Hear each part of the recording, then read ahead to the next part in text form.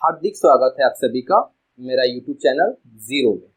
आज हम लोग क्लास 10 ICSE बोर्ड का सेकेंड चैप्टर बैंकिंग पे डिस्कशन करेंगे।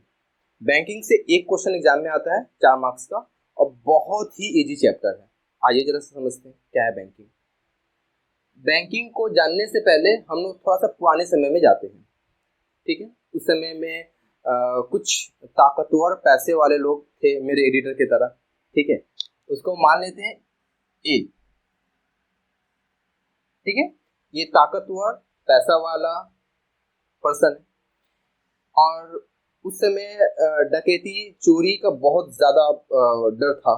तो कुछ लोग, ये सी है, ये अपना पैसा या कीमती सामान ए के पास जमा कर दिए सेफ्टी के लिए। काफी दिन तक जमा रहा ए के पास।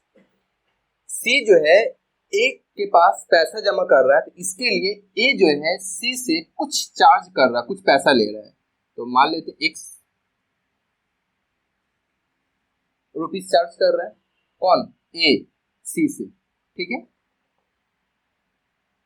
x रुपीस चार्ज कर रहे हैं। ए जो पावरफुल पर्सन था वो रियलाइज किया कि ये जो पैसा जमा किया है वो अपने एक मतलब जो टाइम दिया था उस पे वापस नहीं ले रहा है। तो वो ए क्या किया, जो वहां पे गरीब लोग थे या नीडी फैमिली थे उनको ये कर्ज देना स्टार्ट कर दिया। ठीक है, और कर्ज दिया और हाई इंटरेस्ट पे कर्ज दिया। जितना पैसा दिया उससे काफी ज्यादा ये रिटर्न मिल लिया। ठीक है, तो उसके बाद जो पैसा आया, फिर जब ये सी मांगा ए से, तो फिर ए सी को पैसा वापस कर दिया। इसी कॉन्सेप्ट के बेसिस पे बैंकिंग सिस्टम, बैंक बनाया गया। ठीक है, बैंक एक इंस्टीट्यूशन होता है जहाँ पे मेन बिजनेस जो होता है पैसे का लेन देन होता है। बैंक का बहुत सारे फंक्शन है, जैसे कि हम लोग उसमें पैसा जमा करते हैं, पैसा ट्रांसफर करते हैं, चेक ट्रांसफर करते हैं, अपना इलेक्ट्रिक बिल, टैक्स एक्सेट्रा को पे करते हैं। ठीक है, बिजनेस करने के लिए लोन लेते हैं। बहुत सारा फंक्शन है बैंक का। बैंक में जो हम लोग पैसा का ट्रांसफर, लेन देन कुछ भी कर रहे हैं तो उसका अकाउंट बनता है। तो बैंक में 4 तरह का अकाउंट होते हैं। ठीक है,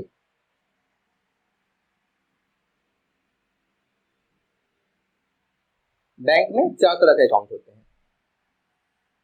जैसे उस पर डिस्कस करते हैं।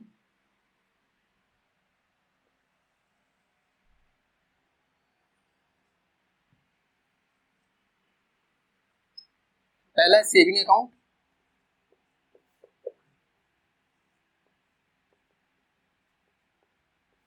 दूसरा करंट अकाउंट,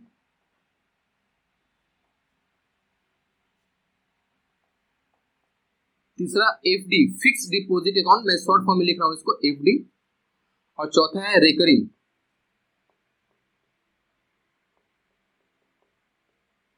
या क्यूम्यूलेटिव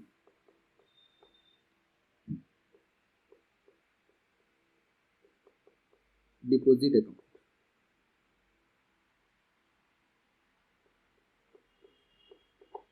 ठीक है, 4 तरह का अकाउंट है। सेविंग अकाउंट जो है वो आम जनता के लिए यूज होता है। ठीक है, जिसमें हम लोग पैसा जमा करते हैं, निकालते हैं, ट्रांसफर करते हैं, कुछ भी करते हैं, नॉर्मल आम लोगों के लिए होता है। ठीक है, करंट अकाउंट ये जो बिजनेसमैन के लिए यूज होता है, मेरे एडिटर की तरह। करंट अकाउंट बिजनेसमैन लोग यूज करते हैं। ये होता है फिक्स डिपॉजिट अकाउंट। इसमें क्या होता है कि हम लोग कुछ पैसा 2 लाख 3 लाख एक पार्टिकुलर टाइम के लिए रख देते हैं बैंक में। 2-3 साल जब पूरा होता है तो हम पैसा को निकालते हैं। रिकरिंग और क्यूमुलेटिव डिपॉजिट अकाउंट, यही अकाउंट के बारे में हम लोग इस चैप्टर में पढ़ेंगे। रिकरिंग या क्यूमुलेटिव डिपॉजिट अकाउंट, ये रिकरिंग या क्यूमुलेटिव डिपॉजिट अकाउंट क्या है? गवर्नमेंट सोचा कि जो गरीब लोग हैं या मिडिल क्लास लोग हैं उनकी सेविंग में बूस्ट किया जाए, तो इस तरह का एक कॉन्सेप्ट लाया गवर्नमेंट। इसमें क्या है कि लोग जो पैसा जमा करते हैं बैंक में या पोस्ट ऑफिस में, वो कुछ पैसा जमा कर दिए। ठीक है, कुछ पैसा जमा किए, वो कुछ पैसा जमा किए ठीक है। ये जो पैसा, ये जो रुपया जो जमा किया बैंक में, वो हमेशा मल्टीपल होगा 5 का, एक पर्टिकुलर टाइम के लिए। और ये जो पैसा है, ये जो रुपया है, वो एवरी मंथ जमा करना होगा, एवरी मंथ, ठीक है, हर मंथ जमा करना होगा एक निश्चित टाइम यानी मंथ तक। और ये जो मंथ जो होगा ना, ये मल्टीपल होगा 3 का। क्लियर हुआ? कोई पर्सन कुछ पैसा बैंक में या पोस्ट ऑफिस में जमा किया, वो जो जमा किया जितना रुपया, वो 5 का मल्टीपल में जमा किया, ठीक है, हर मंथ जमा कर रहा है, ठीक है। कब तक जमा कर रहा है? एक पार्टिकुलर टाइम तक। उस टाइम को हम मंथ से रिप्रेजेंट कर रहे हैं, और वो जो मंथ है ना, वो 3 का मल्टीपल में है, ठीक है। जब टाइम पूरा हो गया, जब टाइम पूरा हो गया तो बैंक या पोस्ट ऑफिस को वापस किया पैसा। तो जो पैसा उसको मिला उसको बोलते हैं एमवी, मैच्योरिटी वैल्यू।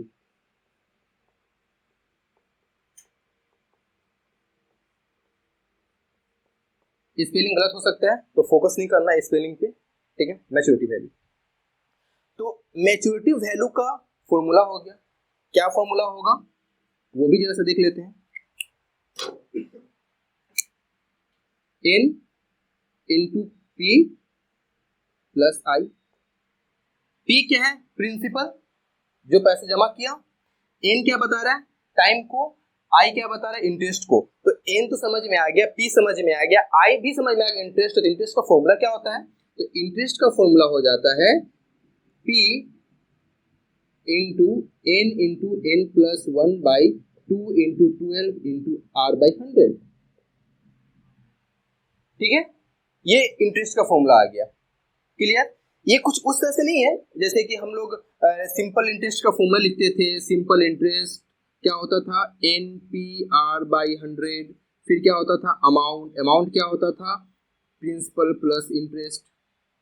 कुछ उस तरह से नहीं है ये, है ना। सिमिलरली वैसे ही है। मैच्योरिटी वैल्यू हमेशा हम सिंपल इंटरेस्ट पे ही निकालते हैं। कंपाउंड इंटरेस्ट निकालने जाओगे ना तो वो फिर हो गया, काफी समय लगेगा, बहुत प्रॉब्लम होगा।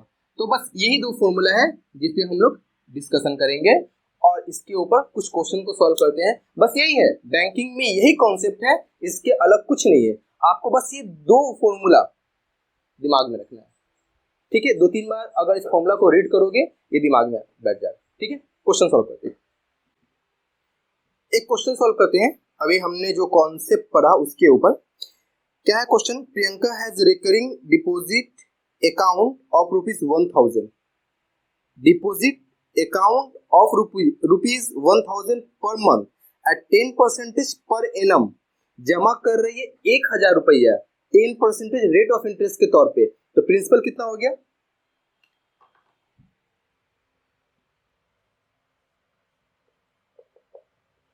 प्रिंसिपल कितना हो गया? 1000। रेट ऑफ इंटरेस्ट कितना हो गया? 10%। If she get ₹5,550 as interest, interest कितना हो गया?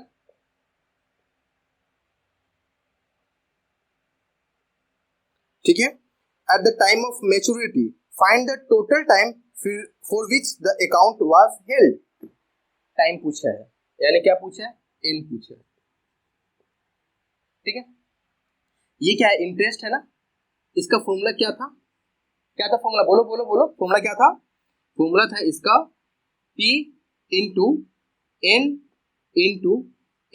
प्लस 1/2 इंटू 12 इंटू R/100, है ना। P पता है हमें 1000, n नहीं पता, ज्यों का त्यों लिख दिए। 2 इंटू 12, R कितना है? 10/100, और ये कितना था? ठीक है। अब जरा से इसको सॉल्व करते हैं। ये जीरो कटा, ये जीरो कटा, ये जीरो कटा, 2 से 5, 5 से कटा 1 1 1 1 1 1 into 12 is equal to n into n plus 1, यानी कि n square plus n is equal to 1 1 into 12। N square plus n minus one, one को 12 से मल्टीप्लाई करेंगे, क्या है, वन, वन को 12 से मल्टीप्लाई करेंगे तो क्या आएगा, 1332। अब इसका मिडिल टर्म फैक्टर निकालेंगे, इसे क्या करेंगे, middle term factor, n square minus नहीं प्लस एन माइनस 1332, ठीक है, इसके मिडिल टर्म फैक्टर निकालेंगे।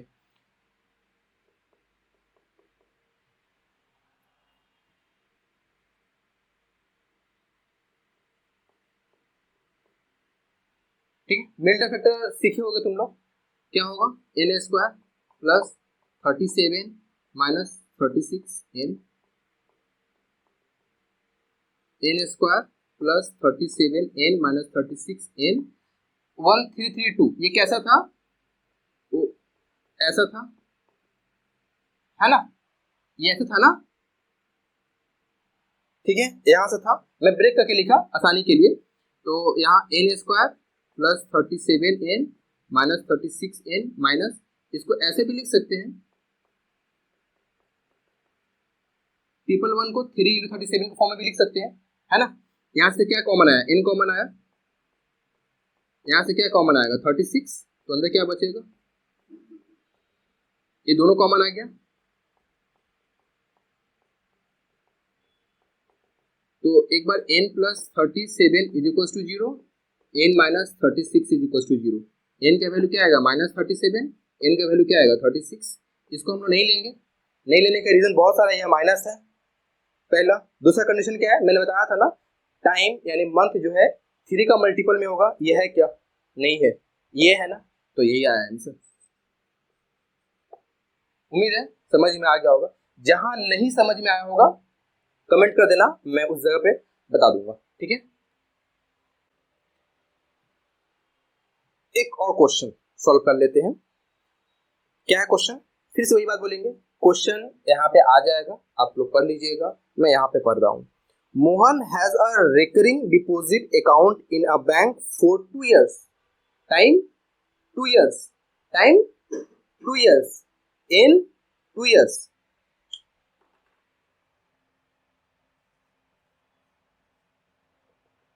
इन 2 years, मंथ में कन्वर्ट कर देंगे, एक साल में कितना महीना होता है, 12, 12, 24 मंथ, ठीक है, okay. Eight 6% per annum, 6% per annum, eight 6% per annum, rate कितना दे दिया है, 6% per annum, if he gets ₹1200 as interest at the time of maturity, interest कितना बोल रहा है 1200, कब हो रहा है, जब मेच्योरिटी खत्म हो रहा है। Find the monthly installment, monthly installment मतलब टी पूछ रहा है, ठीक है, टी पूछ रहा है, सॉल्व कर लेते हैं। तो यहीं से स्टार्ट करते हैं, इंटरेस्ट का फॉर्मूला क्या था, पी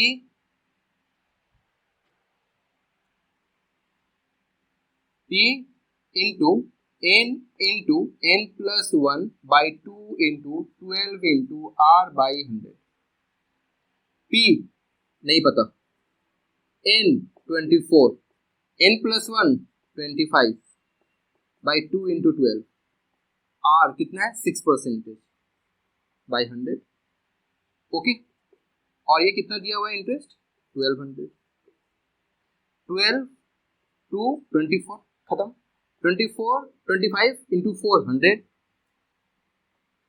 3 से 1 कट गया 400, यानी कि p कितना आ गया 800, यही था मंथली इंस्टॉलमेंट, क्लियर। पहला का आंसर आया, 2 क्वेश्चन है इसमें, दूसरा बोल रहा है the amount of maturity, amount of maturity, amount of maturity मतलब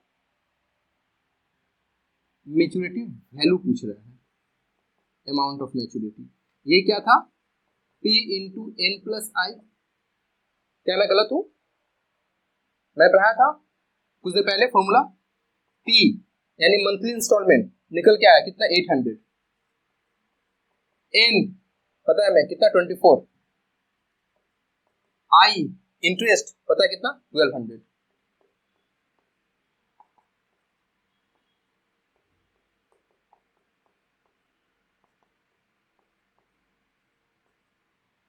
बस ये था दूसरा का आंसर। ठीक है, तो यहां से आपका 4 मार्क्स पक्के एकदम। ठीक है, ये जब चैप्टर खत्म हो गया ना, कौन कौन सा चैप्टर खत्म हुआ? पहला क्या था? पहला जीएसटी, और दूसरा क्या है? सेविंग, सेविंग बोल रहे हैं, बैंकिंग। तो इन दोनों चैप्टर के ऊपर और क्वेश्चन मैं करवाऊंगा और पूरा क्लियर हो जाएगा। कहीं भी दिक्कत अगर हो आप कमेंट कीजिए, मैं कोशिश करूंगा, 100% कोशिश करूंगा आपका आंसर का, क्वेश्चन का आंसर देने का। ठीक है, फिर मिलते हैं नेक्स्ट वीडियो में।